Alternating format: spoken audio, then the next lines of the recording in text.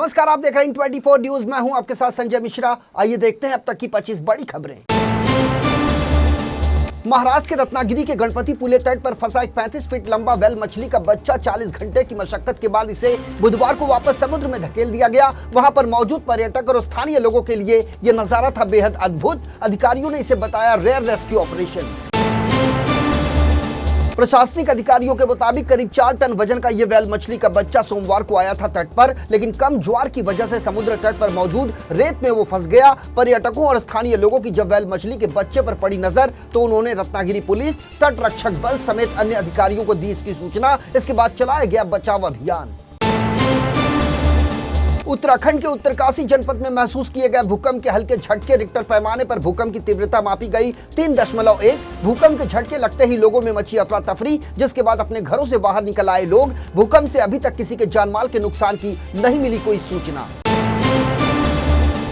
नई दिल्ली से दरभंगा जा रही दिल्ली दरभंगा 02570 सुपरफास्ट एक्सप्रेस की बोगियों में आग लगने के बाद रेलवे अधिकारियों ने संभाला मोर्चा। भीषण आग के बीच राहत की बात यह रही कि किसी तरह का बड़ा नुकसान नहीं आया सामने। इटावा के सराय भूपत रेलवे स्टेशन के पास हुआ यह हादसा। छठ के पर्व को देखते हुए इन दिनों बिहार की ओर जा रही ट्रेनें यात्रियों से भरी है खचाखच। इसी तरह ये ट्रेन भी हद से ज्यादा भरी हुई थी। मीडिया रिपोर्ट्स के मुताबिक घटना में घायल हो गए हैं कम से कम 8 लोग, जिसमें से 4 की हालत नाजुक। उत्तर प्रदेश के इटावा में हुआ दूसरा बड़ा ट्रेन हादसा। दिल्ली से सहरसा जा रही वैशाली एक्सप्रेस में लगी भीषण आग। पेंट्री कार के पास वाले S6 कोच में हुई आग की ये घटना। बता दें कि 12 घंटे के भीतर इटावा में हुई है आग की ये दूसरी घटना। इस घटना के पीछे वजह का नहीं हो पाया खुलासा। मामले की जांच जारी। उत्तराखंड के उत्तरकाशी स्थित टनल में फंसे 40 मजदूरों का अब तक नहीं हो पाया रेस्क्यू। आज है रेस्क्यू ऑपरेशन का 5वां दिन, लेकिन अभी भी यह स्पष्ट नहीं है कि मजदूरों को आखिर कब तक सुरंग से निकाला जा सकेगा बाहर। सुरंग में फंसे लोगों और उनके परिजनों के बीच प्रशासन लगातार करवा रहा है बातचीत। दिवाली की रात दिल्ली में जमकर हुई आतिशबाजी के बाद से बिगड़ती जा रही है वहां की आबो हवा। हर तरफ नजर आ रही है धुएं की चादर, जिससे लोगों को सांस लेने में हो रही है परेशानी। राजधानी में वायु गुणवत्ता है भगवान भरोसे। सर्दियों में होने वाले वायु प्रदूषण को नियंत्रित करने में नाकाम साबित हो रही है सरकार के साथ प्रशासन। दिवाली के बाद लोगों ने ली गंभीर श्रेणी की हवा में सांस। ऐसे लोगों को सांस लेने में हो रही है दिक्कत। मौसमी बदलाव व हवाओं की दिशा बदलने के चलते दिल्ली का AQI समग्र रूप से गंभीर श्रेणी में किया गया दर्ज। कमोबेश यही स्थिति शनिवार तक बने रहने की आशंका। तो वहीं विशेषज्ञों का कहना है कि ठंडी हवा के कारण वातावरण में फैल नहीं पा रहे प्रदूषित कण, जिसकी वजह से लगातार बढ़ रहा है प्रदूषण का स्तर। इन्फोसिस साइंस फाउंडेशन यानी ISF ने भारत में वैज्ञानिक अनुसंधान के क्षेत्र में उल्लेखनीय योगदान के लिए 6 लोगों को प्रतिष्ठित इन्फोसिस पुरस्कार 2023 देने की बुधवार को की घोषणा। विजेताओं में IIT कानपुर के 2 वैज्ञानिक भी है शामिल। 13 जनवरी को प्रदान किए जाएंगे पुरस्कार। 6 श्रेणियों इंजीनियरिंग एवं कंप्यूटर विज्ञान, मानविकी, जीवन विज्ञान, गणितीय विज्ञान, भौतिक विज्ञान और सामाजिक विज्ञान में चुने गए हैं सभी विजेता। भारतीय शेयर बाजार की शुरुआत आज हुई है एकदम सपाट। वहीं सेंसेक्स निफ्टी में देखा जा रहा है लाल निशान में कारोबार। आज BSE का सेंसेक्स 10.06 अंकों की मामूली गिरावट के साथ 65,665 के लेवल पर ओपन हुआ। तो वहीं NSE का निफ्टी खुला बिल्कुल सपाट 19,674 के लेवल पर ओपन हुआ NSE का निफ्टी, जबकि कल ये बंद हुआ था 19,675 पर। भारतीय क्रिकेट टीम ने विश्व कप में अपना अजेय क्रम बरकरार रखते हुए बुधवार को न्यूजीलैंड को 70 रनों से हराकर टूर्नामेंट के फाइनल में किया प्रवेश। भले ही जीत का अंतर 70 रनों का रहा हो, लेकिन कप्तान रोहित शर्मा ने स्वीकार किया कि यह विश्व कप में भारत द्वारा खेले गए सबसे कठिन मैचों में से था एक। उन्होंने कहा कि उनकी टीम को खेल में बने रहने और जीत हासिल करने के लिए एकजुट रहना और फाइनल में अपनी जगह बनाना था मुख्य मकसद। हिमाचल प्रदेश में कानून व्यवस्था को लेकर खड़े हो रहे हैं कई सवाल। हिमाचल पुलिस के आंकड़ों पर नजर दौड़ाएं तो इस साल के शुरुआती 9 महीनों में प्रदेश में 67 मर्डर के मामले आए थे सामने। हत्या के प्रयास के 51 और रेप के 265 मामले हुए हैं दर्ज। साथ ही दंगे की धाराओं में प्रदेश के अलग अलग थानों में दर्ज हुए हैं कुल 268 मामले। वहीं हिमाचल प्रदेश की कानून व्यवस्था के मुद्दे पर भारतीय जनता पार्टी ने उठाए सवाल और प्रदेश सरकार पर साधा जमकर निशाना। कानून व्यवस्था पर भाजपा के आरोपों पर पलटवार करते हुए मुख्यमंत्री के मीडिया सलाहकार नरेश चौहान का बड़ा बयान। कहा, कानून के शिकंजे से बच नहीं सकता कोई भी अपराधी। कानून व्यवस्था बनाए रखना सरकार की है प्राथमिकता। आरोप लगाने वाले देख ले पहले अपना कार्यकाल। उन्होंने कहा कि भाजपा सरकार के समय की तुलना में वर्तमान कांग्रेस सरकार के कार्यकाल में कानून व्यवस्था हुई है बेहतर।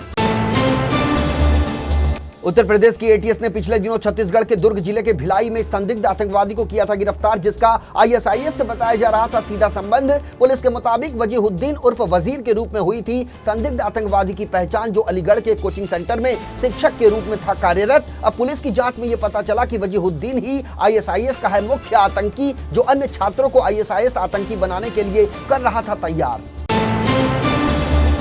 दिल्ली पुलिस ने 2 डॉक्टरों समेत 4 लोगों की गिरफ्तारी के साथ एक रैकेट का किया भंडाफोड़, जिसमें ऐसे डॉक्टर भी शामिल थे जो दक्षिणी दिल्ली के ग्रेटर कैलाश इलाके में अग्रवाल मेडिकल सेंटर में जरूरी डिग्री और अनुमति के बिना ही कर रहे थे सर्जरी। सूत्रों के अनुसार पुलिस को इस अस्पताल में ऑपरेशन के बाद मिली कई मौतों की सूचना। जेलों में आए दिन कैदियों के पास मिल रहे मोबाइल सेल का गरमाया मुद्दा। इसके कानूनी उपाय के रूप में सरकार संसद के शीतकालीन सत्र में ला सकती है नए कानून का मसौदा। गृह और विधि मंत्रालय के तालमेल से बनेंगे जेल कानून में बदलाव के नए विधेयक, जिसके मुताबिक कारावास के दौरान कैदी के पास से नशीले पदार्थ, अस्त्र या मोबाइल फोन मिलने पर उनकी सजा में 3 साल तक का हो सकता है इजाफा। भारत में अगले 1 सप्ताह में शुरू होने वाला है शादियों का सीजन। इससे ठीक पहले सोने चांदी की कीमतों में दिखनी शुरू हो गई है तेजी। गुड रिटर्न्स वेबसाइट के मुताबिक गुरुवार को शुरुआती कारोबार में 24 कैरेट सोने की कीमत बढ़ गई 440 रुपए। इसके बाद 10 ग्राम 24 कैरेट सोने की कीमत हो गई 61,040 रुपए। तो वहीं 22 कैरेट सोने की कीमत में आ गई है 400 रुपए की तेजी। दुनिया भर में मछली पकड़ने वाले तकरीबन 500 इंडस्ट्रियल शिप्स और जहाजों पर बेहद दयनीय अवस्था में पाए गए मजदूर। एक नई रिपोर्ट में सामने आया है कि इन मजदूरों से कराए जाते हैं खतरनाक काम और कराई जाती है बंधुआ मजदूरी। यही नहीं, कभी कभी इन्हें रखा जाता है गुलामों की तरह। यूं तो इस रिपोर्ट में रूस, स्पेन, थाईलैंड और ताइवान समेत कई देशों के हैं नाम, लेकिन चीन के मजदूरों की पाई गई है सबसे बुरी हालत। सोशल मीडिया की दिग्गज कंपनी व्हाट्सएप ने भारत में कुछ समय पहले लाइव किया था चैनल्स फीचर्स। इस फीचर्स की मदद से अपने मनपसंद क्रिएटर्स, सेलेब्स और संस्थान के साथ जुड़ सकते हैं यूजर्स। हाल ही में मेटा के सीईओ मार्क जुकरबर्ग ने यह बताया था कि कंपनी ने 7 सप्ताह के भीतर इस फीचर पर हासिल कर लिया है 500 मिलियन एक्टिव यूजर्स। इसी बीच कंपनी ने चैनल में यूजर्स को दिया है स्टिकर का ऑप्शन। अब आप चैनल में स्टिकर के जरिए अपने फॉलोअर्स तक रख सकते हैं अपनी बात और बढ़ा सकते हैं अपना एंगेजमेंट। इजराइल हमास युद्ध के बीच संयुक्त राष्ट्र सुरक्षा परिषद ने गाजा में मानवीय मदद के लिए युद्ध रोकने की मांग वाले प्रस्ताव को दी मंजूरी। मीडिया रिपोर्ट के मुताबिक बुधवार को विशेष सत्र के दौरान लाए गए प्रस्ताव का 12 देशों ने किया समर्थन, जबकि अमेरिका, रूस और ब्रिटेन ने मतदान में नहीं लिया हिस्सा। नए प्रस्ताव में की गई है गाजा पट्टी में मानवीय मदद के लिए अंतर्राष्ट्रीय मानवीय कानून के पालन की मांग। इसके अलावा बच्चों के लिए की गई है विशेष रूप से सुरक्षा की मांग। हालांकि माल्टा की तरफ से रखे गए इस प्रस्ताव में कहीं भी इजराइल से हमले रोकने की नहीं की गई है अपील, जबकि चीन और रूस चाहते हैं तत्काल युद्ध विराम।